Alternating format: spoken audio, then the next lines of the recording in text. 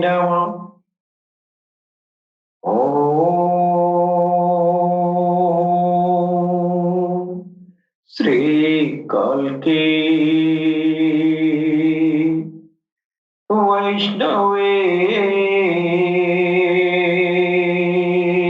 नमः। ओम श्री कल्की वैष्णवे नमः। ओम पूर्णमदः पूर्णमिदम् पूर्णात् पूर्णमुदच्यते पूर्णस्य पूर्णमादाय पूर्णमेवावशिष्यते।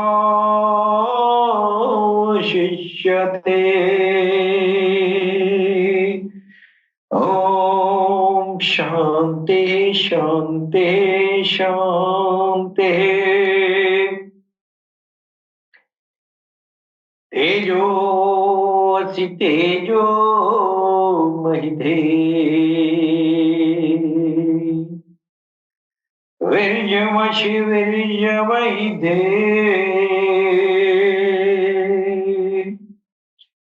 बलमसि बलं महिधे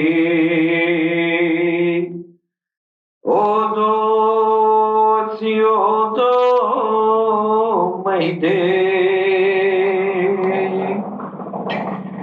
पश्ये मुशरदशतम् जीवे मुशरदशतम् श्रेणयामुशरदशतम् प्रब्रुवामुशरदशतम् अधिनाश्यामुशरदशतम् भूयश्शरदशता।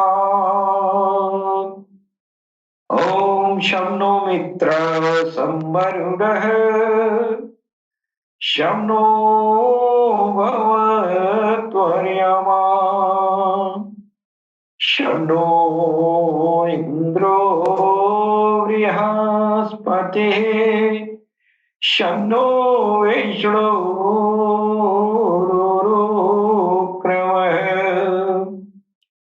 ओम शांति शांति शांति। त्वमादिदेवा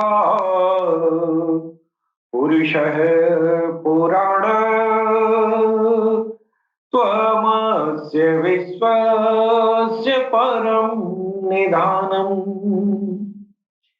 वेत्तासि वेद्यं च परं च धाम त्वया ततं विश्वमनन्तरूप।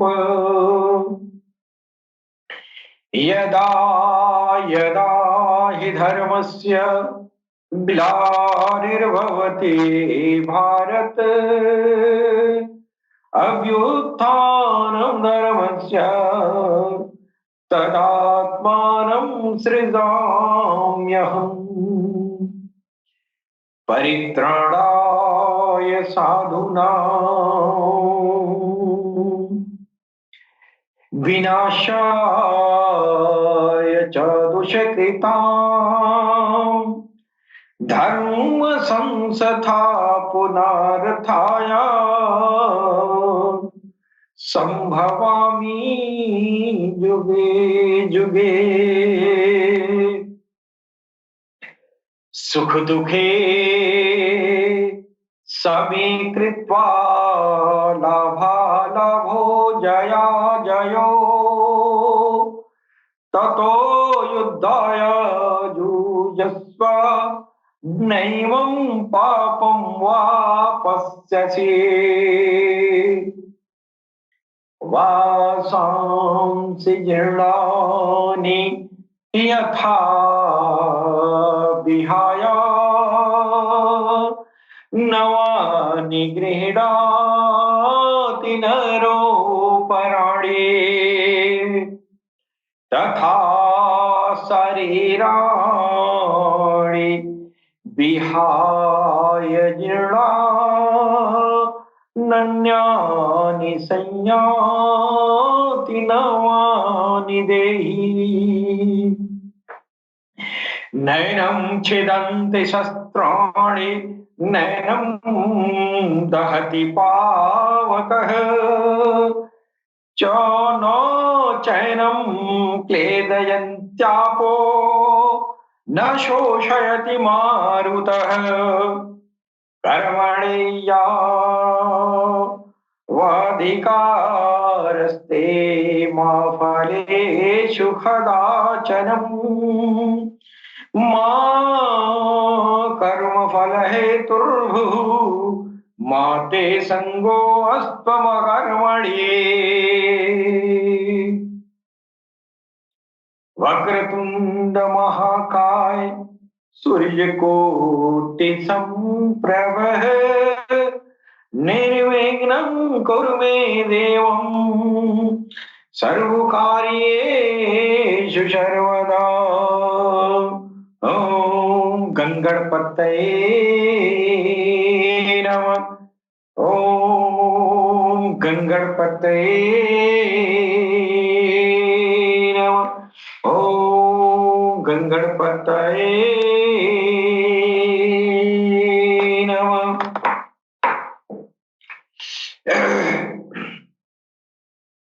सर्वप्रथम हम अपने भगवान सद्गुरु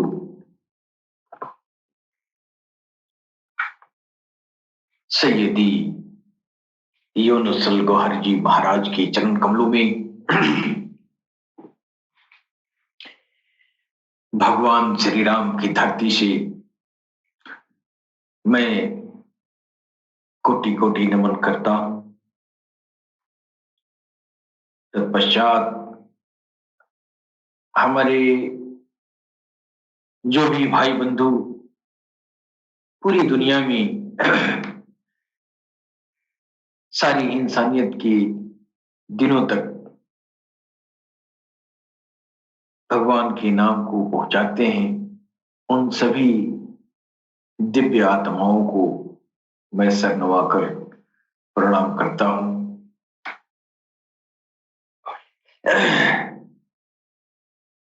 मित्रों, हमारा जो ऑल इंडिया हावर का प्रोग्राम है अलर्ट के प्लेटफॉर्म से संचालित है, जहां पर हम एक ऐसे मसीहा की बात करते हैं जो सारी इंसानियत के लिए मुक्तिदाता है जी। जैसा कि सारी सर्वविदित है, सारी दुनिया जानती है, एक ऐसा मसाया इस धरती पर आने वाला है। उस मसाया की पहचान और उसकी आध्यात्मिक प्रलाप को दुनिया के सारी इंसानियत के बीच उनके दिलों तक पहुंचाना हमारा उद्देश्य है जी। और हम इस प्लेटफॉर्म से उस अत्यंत दिव्यतम पुरुष जिसको किताबों में कल की अवतार, इमाम मेहदी, दखिल, समावेल, मैत्रेय, बुद्धा, तीर्थंकर, अहिरंत, अरिहंत भी कहा गया। बिल्कुल, विभिन्न धर्मों में विभिन्न नामों से जाने जाने वाली वो हस्ती हम सरकार गौहर शाही जी महाराज को देखते हैं कि वो अत्यंत दिव्यतम गुणों के खान। जी। जब सरकार गौहरशाही के अंदर ये चीज पाया जाता है, इतनी उत्कृष्ट दिव्यता, जी, जिसकी परिकल्पना सारे धर्म ग्रंथों के, सभी धर्म ग्रंथों में किए गए हैं, चाहे वो हिंदू सनातन धर्म का ग्रंथ हो या इस्लाम का ग्रंथ हो, सारे ग्रंथों में उस कलयुग में आने वाली उस दिव्यतम पुरुष की बखान की गई है। बिल्कुल। और हमारे वेदों में हमारे वैदिक ऋषि भी उस आने वाली जो दिव्यतम हस्ती है, उस जात से बड़ा अनुराग रखा है लोगों ने। जी। और इस्लाम धर्म में भी जो है उस आने वाली हस्ती को इमाम मेहदी कहा गया है।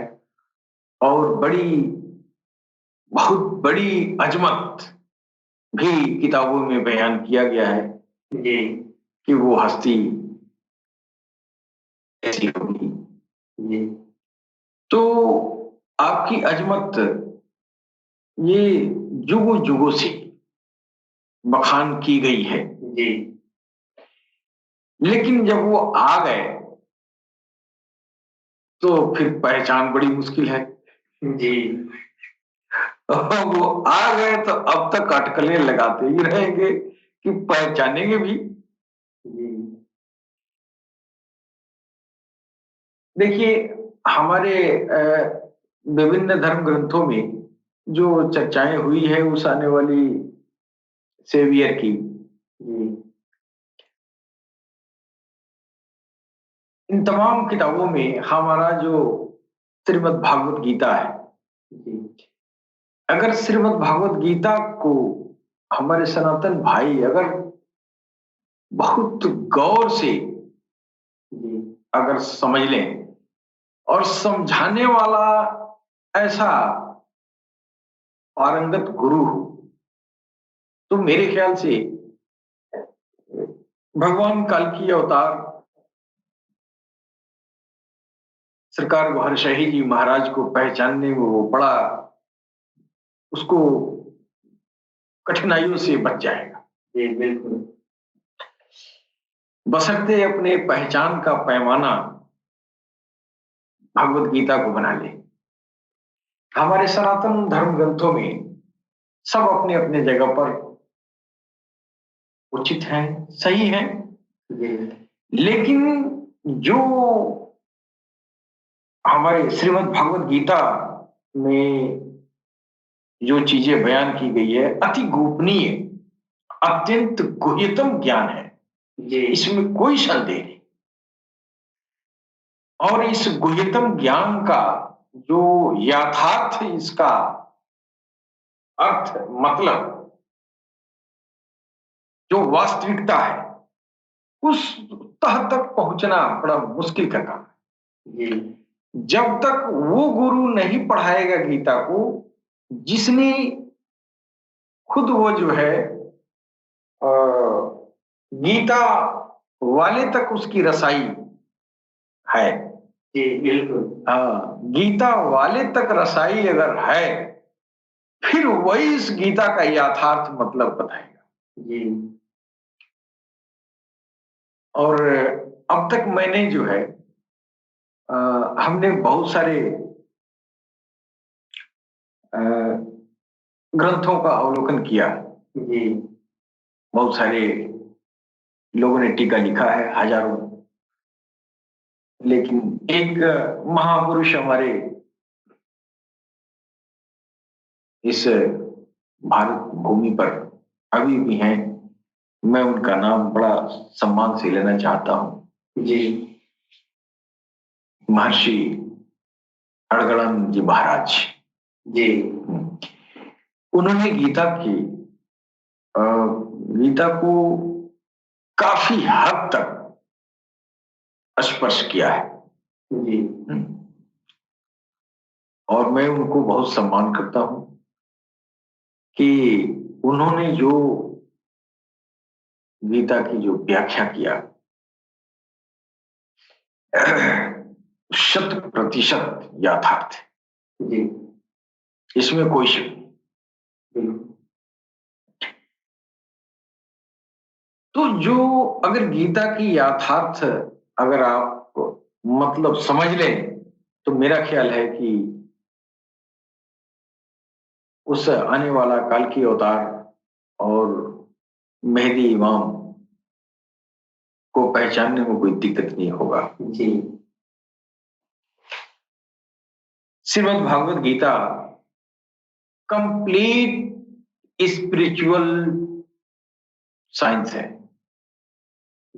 कंप्लीट स्पिरिचुअलिटी है, जिसमें एक कहानी के माध्यम से, एक युद्ध, एक संग्राम के माध्यम से स्पिरिचुअलिटी को जो है दिखाया गया है।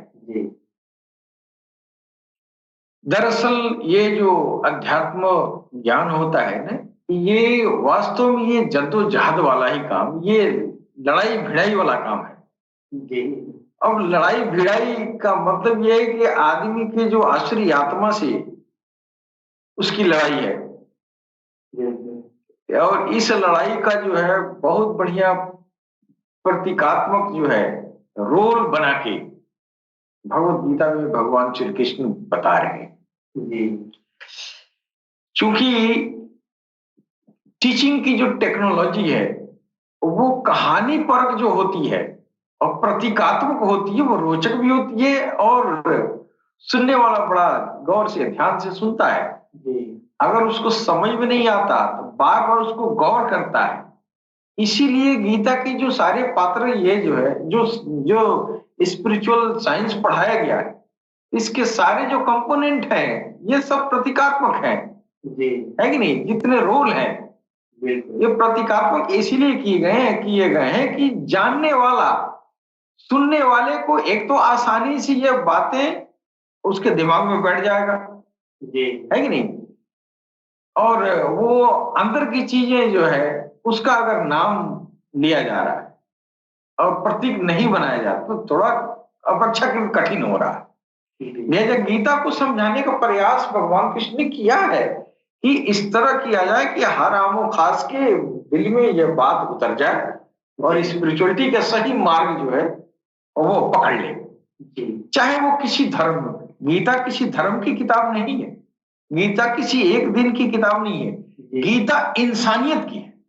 बिल्कुल, सारी इंसानियत के लिए, इसलिए कि सारी इंसानियत के लिए स्पिरिचुअलिटी होता है। स्पिरिचुअलिटी सिर्फ एक कौम के लिए नहीं होता है, सारे कौम का जो अर्क है वो स्पिरिचुअलिटी है कि नहीं? तो हमारी स्पिरिचुअलिटी की स्टार्टिंग भगवत गीता से हो रही है। मेरी का मतलब सारी इंसानियत की, सारी इंसानियत की स्पिरिचुअलिटी गीता से शुरू हो रहा है। यानी लिपिबद्ध स्पिरिचुअलिटी को पहले गीता में किया गया है कि नहीं? पहले लिपिबद्ध या जो है इस गीता में किया गया, फिर उसके बाद से फिर अंबियाओं का ये आना शुरू हुआ, मुरसलीनों का आना शुरू हुआ। इस स्पिरिचुअलिटी को और आगे ईश्वर ने जो है अगला अध्याय क्रमशः खोलता गया और आखिरी पैगंबर मोहम्मद रसूलुल्लाह पे ले आके इसी गीता की स्पिरिचुअलिटी को यहाँ ये स्टॉप कर दिया। यानी उस ज्ञान को आने का जो क्रम था वहां मोहम्मद रसूलुल्लाह तक पूरा हो गया। मोहम्मद रसूलुल्लाह तक उसकी जो स्पिरिचुअलिटी के जो जितने बाब थे, अध्याय थे, लेसन थे, वो वहां जाके पूरे हो गए। है कि नहीं? इसलिए कि 5 मुर्शिल है कि नहीं? 5 मुर्शिल और 5 तरह के लतीफे आपके अंदर हैं। हाँ, और 5 लतीफों का जो है वो सूक्ष्म शरीर है, उसी पर आधारित स्पिरिचुअलिटी है। तो ऐसे ऐसे ये जो है इन मुरसलीनों को एक एक जो है सूक्ष्म शरीरों का वो ज्ञान जो है ईश्वर ने दिया जी। मोहम्मद रसूलुल्लाह को 2 सूक्ष्म आत्माओं का एक्स्ट्रा ज्ञान दिया। पहले जो गुजर चुका जो आ गया ज्ञान तो वो तो था ही जी, जो प्रकाशित हो चुका था। मोहम्मद रसूलुल्लाह के पहले जो ये जो है मुरसिल आए थे तो वो तो उन्नति ज्ञान तो पहले से प्रकाशित हो चुका था। इनको एक और सूक्ष्म शरीर जो अनामस्तिष्क भगवत का आंखों से दर्शन करने का जो ज्ञान था वो एक्स्ट्रा, वो उनका स्पेशल ज्ञान।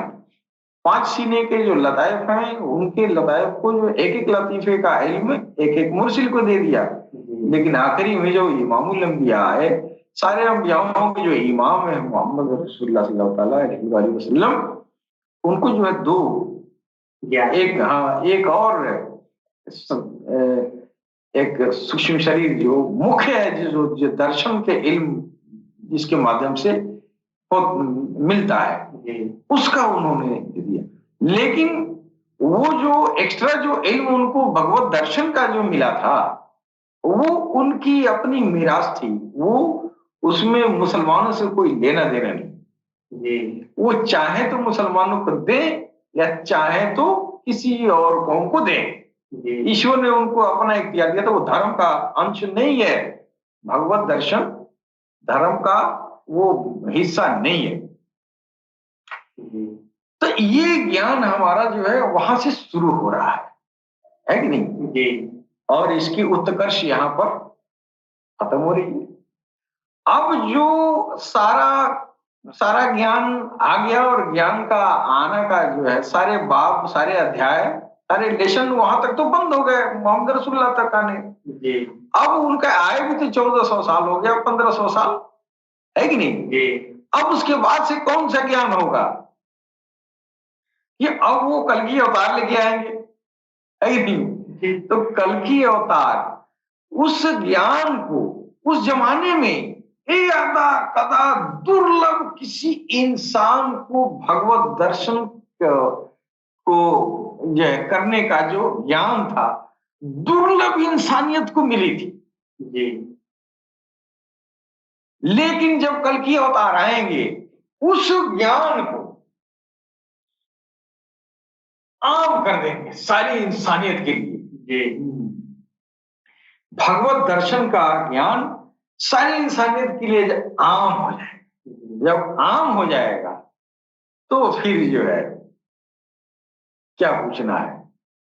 किसी एक ही जात से एक ही महापुरुष से सारी इंसानियत की आत्माएं संतुष्ट होंगी है कि नहीं? हाँ। अब उस समय सारे दीन धर्म वाले अपने अपने दीन धर्म में रहते हुए अपने दीन धर्म का आचरण करते हुए भगवत दर्शन का ज्ञान हासिल करेंगे। इसलिए भगवत दर्शन का ज्ञान सबसे दुर्लभ ज्ञान है। ये मिलता उलता नहीं है, कहानी कही जाती थी है ना जी। लेकिन ये आम नहीं था है कि नहीं? हाँ, यादा कदा करोड़ों में किसी एक को भगवत दर्शन का ये जो है होती थी। लेकिन अब वो भगवत दर्शन वाला जो ज्ञान है वो ज्ञान अब आम हो गया जी। और वही नहीं, जितना ज्ञान है जो आखिरी कल की अवतार की जो परिकल्पना की जा रही है उस आखिरी अवतार के अंदर वो उसमें जो है भगवान कृष्ण भी होंगे, भगवान श्री राम भी होंगे, भगवान शिव भी होंगे है कि नहीं जी। उसमें ब्रह्मा विष्णु महेश सबके सब मौजूद होंगे जी। उसमें आदम सफीउल्लाह भी होंगे, उसमें जो है इब्राहिम खलीलुल्लाह भी होंगे, उसमें है मूसा कलीमुल्लाह भी होंगे, उसमें ये जो है ईसा रूहुल्लाह भी होंगे, उसमें मोहम्मद रसूलुल्लाह भी होंगे जी। इसमें उस आने वाली जो आखिरी हस्ती है जिसको कल की अवतार कहा गया जी। वो किसी एक कौम का, कल की अवतार एक पोस्ट है, एक पदवी है, आपकी तरफ से एक नाम दिया गया है, लेकिन है वो सबका। बिल्कुल है वो सबका। आप अपने धर्म के हिसाब से नाम रखे हैं कल्कि। जी। कल्कि का मतलब हुआ कली। कली, ये जो है कली का नाश करने वाला। जी। कली का मतलब हुआ शैतान। जी। शैतान को नाश करने वाला कल्कि होगा। जी। अब शैतान तो हिंदू के भी पीछे है, मुसलमान के भी पीछे है। जी बिल्कुल। तो नाश जो करेगा कल्कि का, वो हिंदुओं के भी कली का नाश करेगा, मुसलमानों के भी कली का नाश करेगा, यानी दोनों के शैतान को नाश करेंगे ना।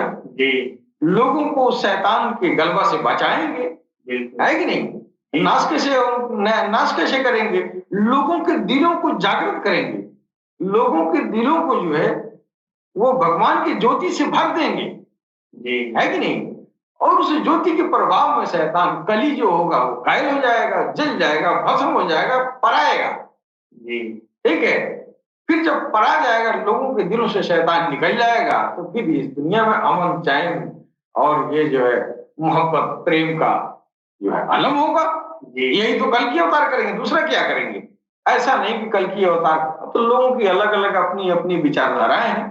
लोग जो है कट्टरवादी चरमपंथी विचारधाराओं के, सारे धर्म के लोग चरमपंथी विचारधारा के लोग हैं, सारे धर्मों में सारे लोग अपने अपने हिसाब से है। कोई चाहे हिंदू चरमपंथी विचारधारा का है तो वो ये कल की अवतार को अपने अपने घर में बसाया हुआ है, अपने हाथ में कमान किया। आएंगे तो हम कहेंगे मियाँ को काटेंगे, मियाँ को थोड़ी कटेंगे। वो हिंदू मुसलमान सबको बनाने के लिए आए हैं, सबको हयाते जावेदानी देंगे, तुमको अमर बनाने के लिए आए, तुम्हारी आत्मा को अमर बनाएंगे, तुम्हारी आत्मा मरी हुई आई है, मरी हुई चली जाएगी, तुम्हारी आत्मा को जिंदा करने आए हैं। जी। है कि नहीं? वो हिंदू मुसलमान को काटने थोड़ी आए हैं। तो मियां मौलवी साहब बोलते हैं अरे इमाम मेहदी आएंगे, सारे काफिरों को काट देंगे, कटवा देंगे। अरे काफिर जो तुम समझ रहे हो वो काफिर हिंदू हिंदू नहीं है, तुम्हारे सामने तो यहूदी नहीं है, तो हिंदुओं को काफिर समझ रहे हो। जी बिल्कुल। अब ये जो आनर व्यवहार जो आलिम है, तो इसी तरह का फतवा लोग देते रहते हैं, हर किसी को काफिर काफिर, मुंह में काफिर ने इस तरह की बात करते हैं, लेकिन असल मतलब कुछ और है। जी। तो उसको तो इल्म से मतलब नहीं है, धर्म का झंडा उठा के कटाकटोल के लिए तैयार है, सब में है। मैं एक की बात नहीं कर रहा हूँ, सब जहर उगल रहे हैं जगह जगह। जी बिल्कुल। इस जो जहर उगला जा रहा है ना, वो कौन उगल रहा है? उसके अंदर शैतान बैठा है, वो शैतान जगह जगह मंच से जहर उगल रहा है। जी। है कि नहीं? वो हिंदू के अंदर भी है, मुसलमान के अंदर भी है, और उसके दिल पर बैठा है, कब्जा करके बैठा है। वो जो कहता है कि तुम ये बात कहो तो वो बोलता है।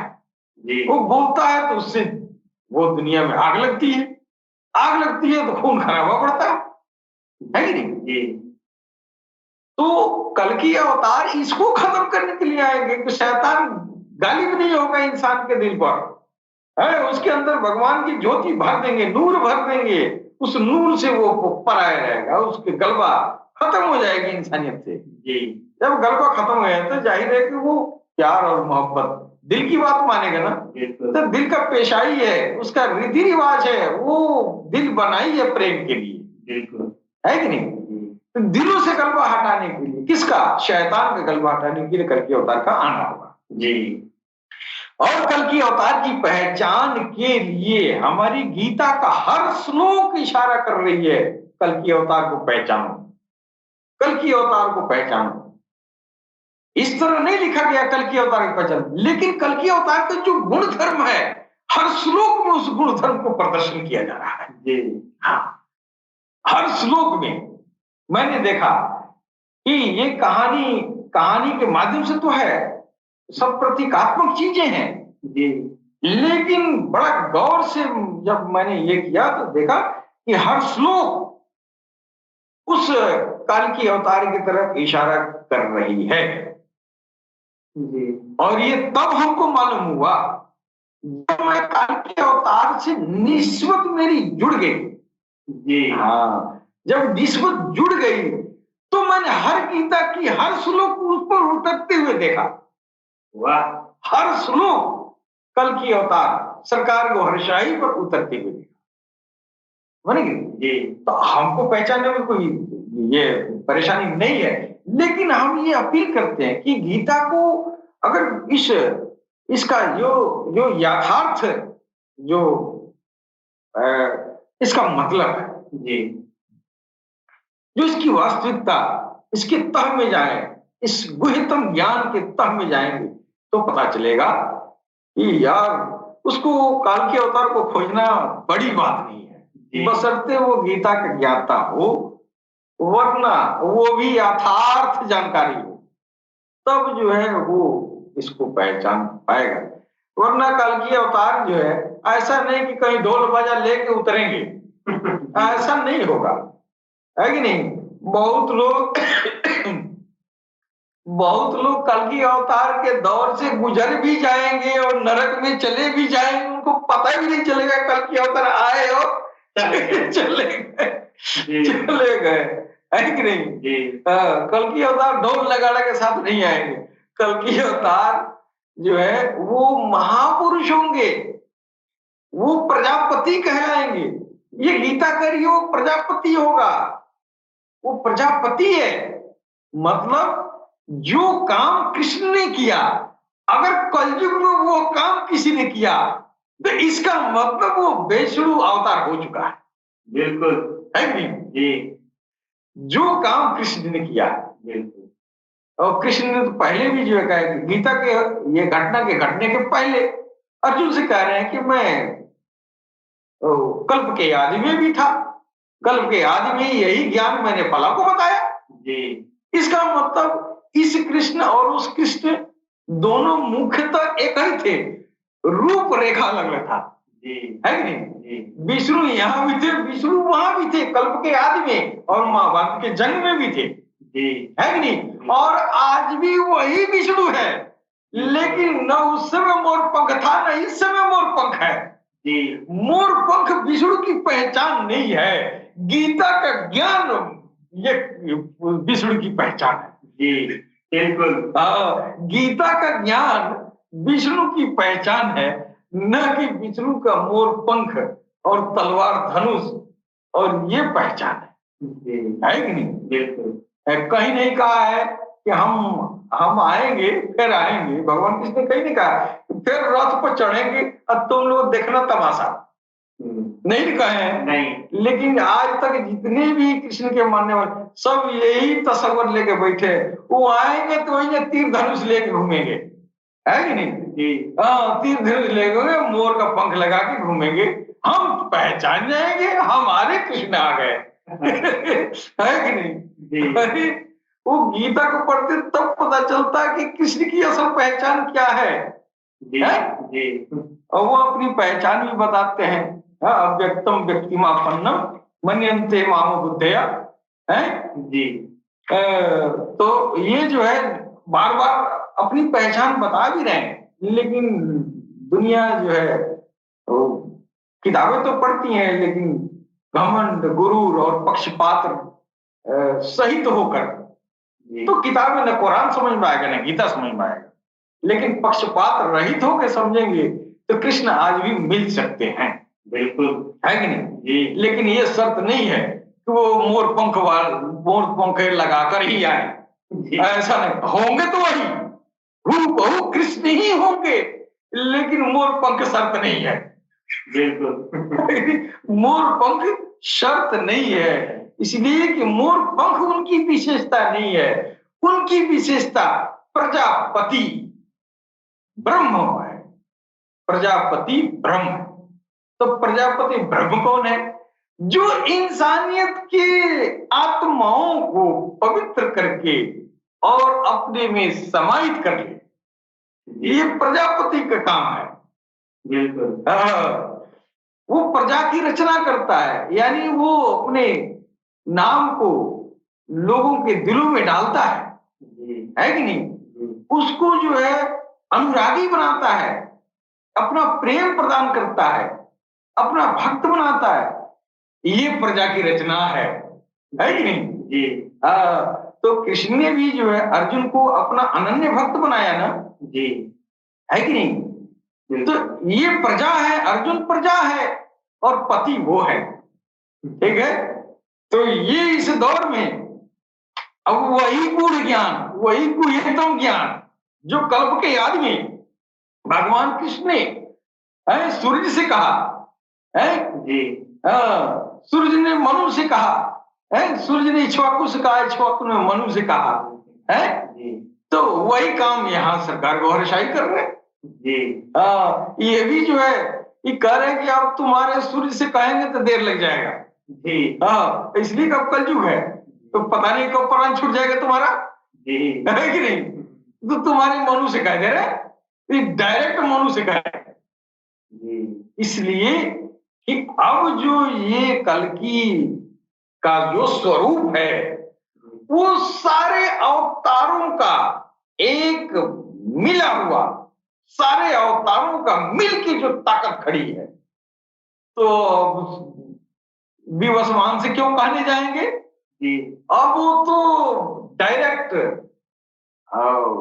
अब जो है आपका लक्ष्य तक जाने में, आनंद आनंद में जी आप वहां तक जाएंगे जहां तक जो है हमारे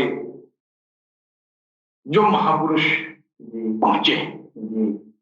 यानी आप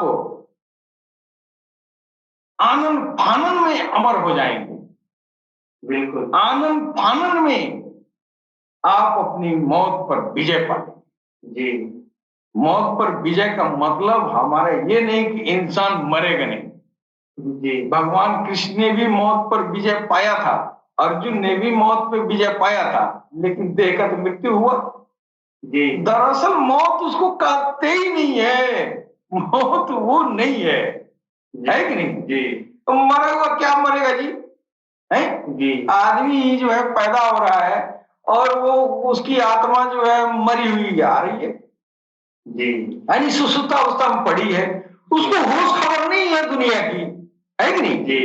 और यहाँ से दुनिया से होके और वो जो है गुजर जाएगा, अब फिर जहां से आया वहां जाएगा, तो सुबह आंख खोलेगा तो कहेगा अरे तो मैं कल ही गया और आज आ गया जी, है कि नहीं। इसलिए जब वहां से आती है आत्माएं, तो सरकार ने फरमाया था कि जब वो आत्माएं आती है दुनिया में तो बेहोश हो जाती है, वहीं पर बेहोशी डाली जाती है। हाँ, यहाँ आके यहाँ उसको जगाना पड़ता है कि नहीं जी। वो जग जाएगी फिर वो अमर हो जाएगी। एक बार वो जगने का मतलब, ये सुषुप्तावस्था का मतलब वो मरी हुई है जी। हाँ, उसको जिंदगी देना है, और वो जिंदगी देने की जो क्रिया है उसको भगवान कृष्ण ने शुरू किया जी, है ना।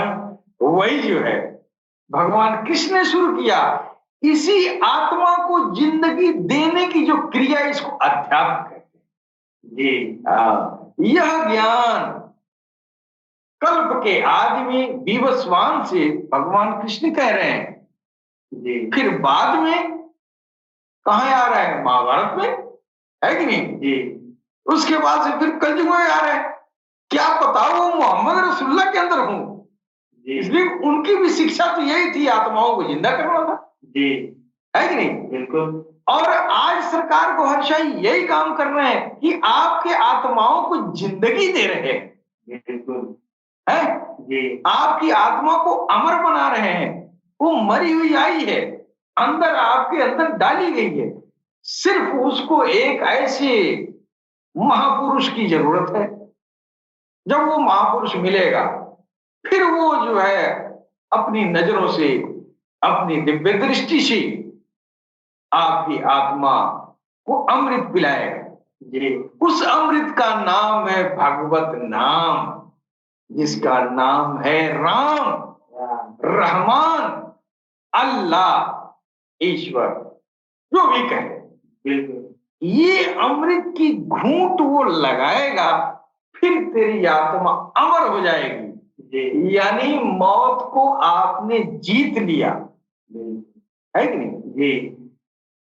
तो ऐसे लोग मौत से नहीं डरते, है कि नहीं। और इंसानियत को चाहिए कि अध्यात्म को एडॉप्ट करे, इसलिए कि मेरा पहला काम दुनिया में आने का पहला मकसद यही है जो कृष्ण ने बताया।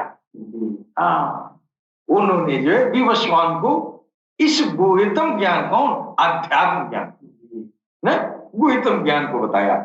और इस अध्यात्म की जो क्रियाकलापें हैं, जो इसके संस्कार हैं, जो इसका जो है प्रक्रिया है, इसको भगवान कृष्ण ने कर्म कहा है कि नहीं?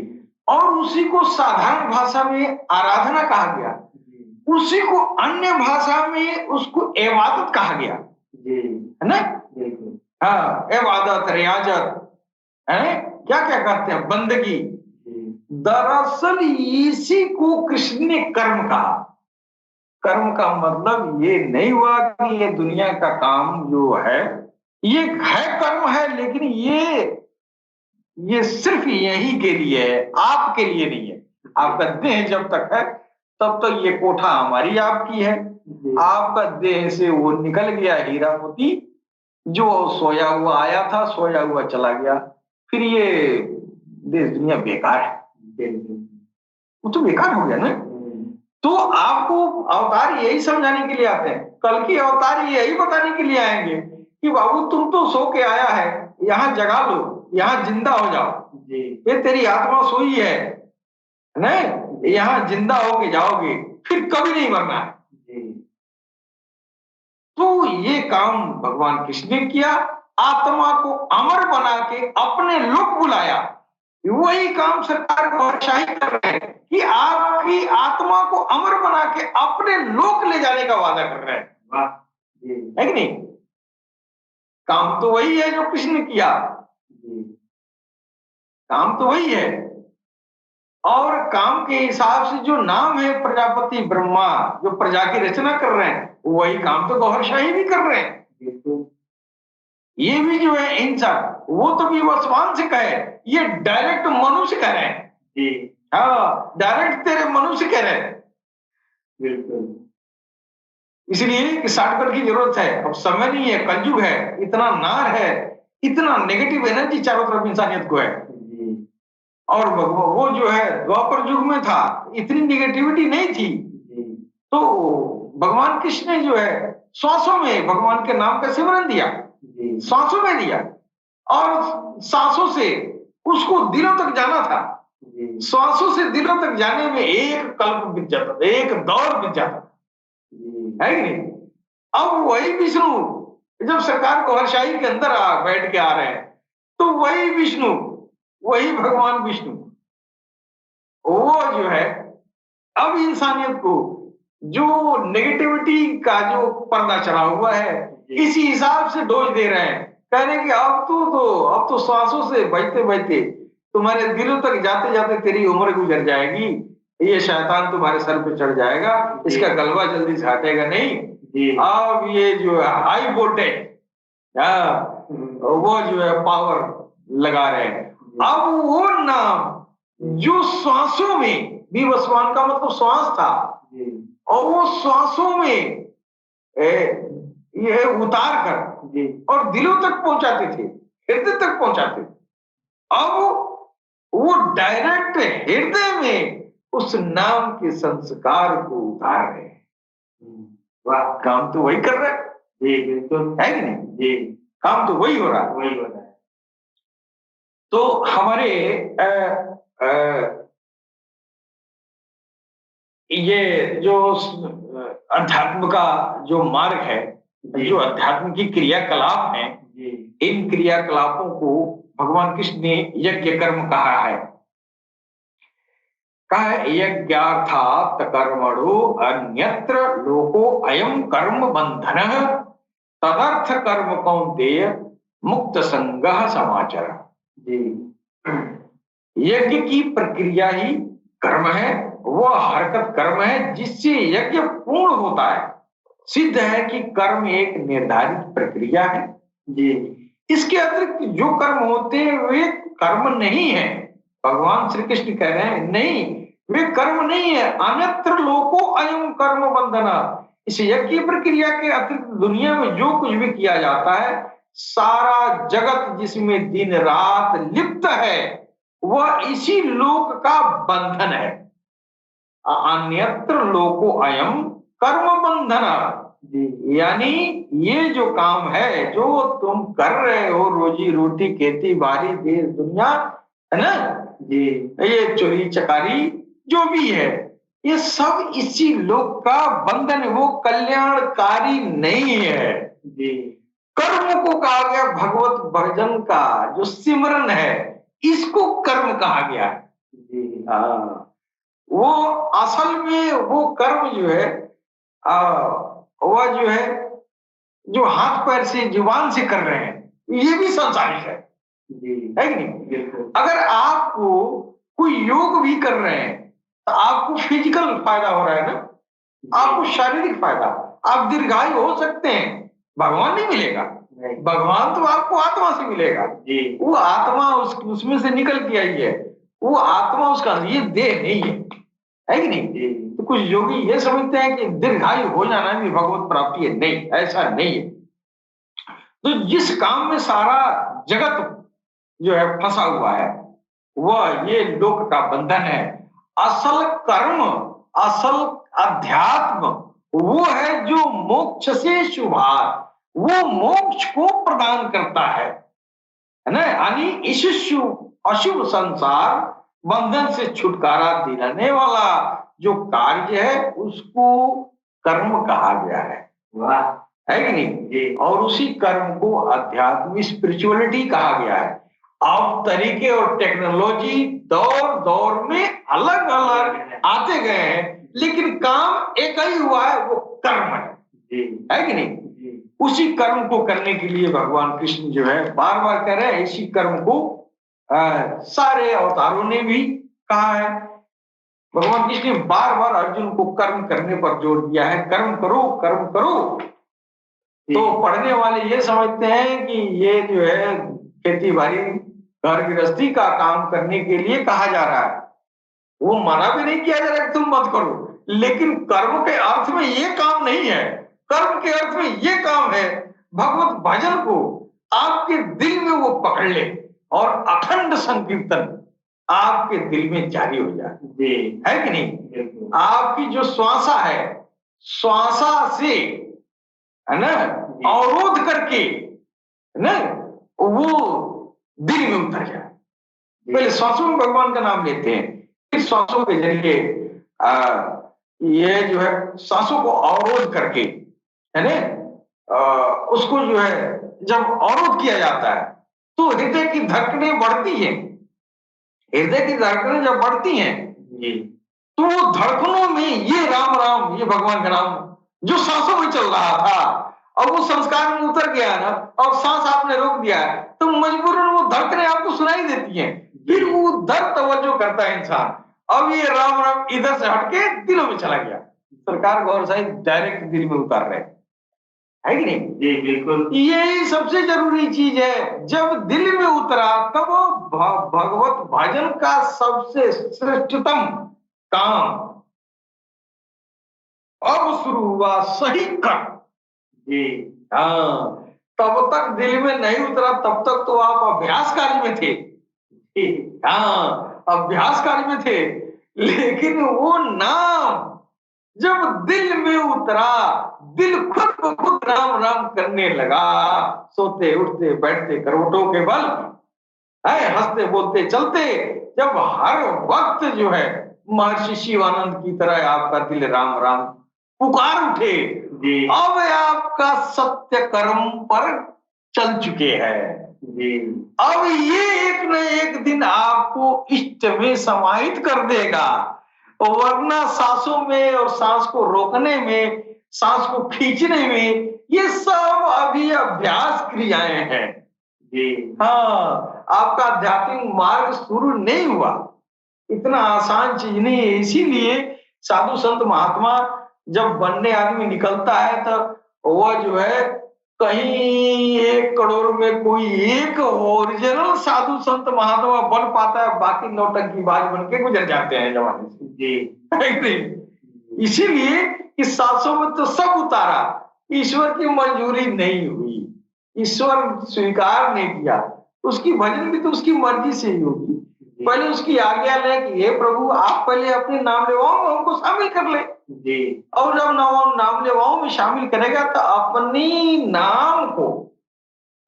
नाम को पहले उतारेगा आपके हृदय में, फिर हृदय की सफाई होगी, फिर वो एक न एक दिन आपके दिल में खुद उतर जाएगा जी, है कि नहीं?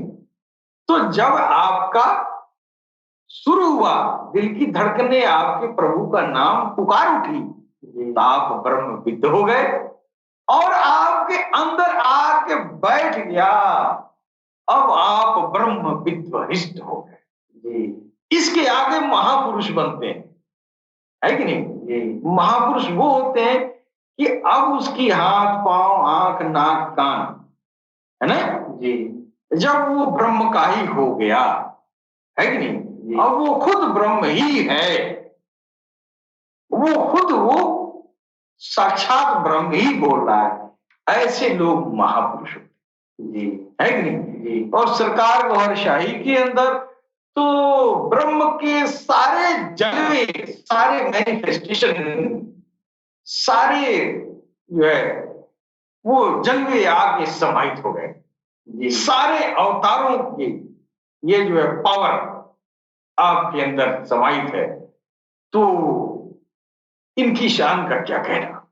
बिल्कुल सरकार गौहरशाही को समझने के लिए इतनी आसानी से नहीं, अगर सनातन धर्म के लोग गीता को यथार्थ समझ लें और मुसलमान भाई कुरान का यथार्थ मतलब समझ लें जी, तभी जो है इमाम मेहदी और कल्कि अवतार को बखूबी पहचान सकते हैं। नहीं तो कसमों कसमें उम्र गुजर जाएगी और वो जो है भगवान के दरबार में वो जो है और शर्मिंदा होना पड़ेगा। इसलिए ये पॉइंट इतनी जरूरी है इस दौर के लिए, कलयुग के लिए, कि कलयुग आ गया। जिस अभिनेता की तारीफ सारी किताबों में हुई है, जिस हस्ती की, जिस महापुरुष की, जिस दिव्यतम हस्ती की, उनसे अनुराग हमारे वैदिक ऋषियों से लेकर मोहम्मद रसूलुल्लाह तक लोगों ने रखा। उस जात को पहचानने के लिए थोड़ी मेहनत तो करना ही पड़ना चाहिए। कम से कम अपने दिल को थाम के अपना टीवी देखना चाहिए, बिल्कुल, कि हम उस जात को पहचान लें कि वो मेरा परम कल्याणकारी, वो मेरा प्रजापति कौन है जी, जिसके अंदर कोई जात धर्म का कोई शर्त नहीं है, सिर्फ मेरी आत्मा से सौदा करता है, मेरी आत्मा को चमकाता है और इस आत्मा के रब में मिला देता है जी, उसका नाम है गौहरशाही। इसके साथ ही हम अपनी वाणी पर विराम देते हैं। सलाम, नमस्ते, सत श्री अकाल, गौहरशाही मरहबा।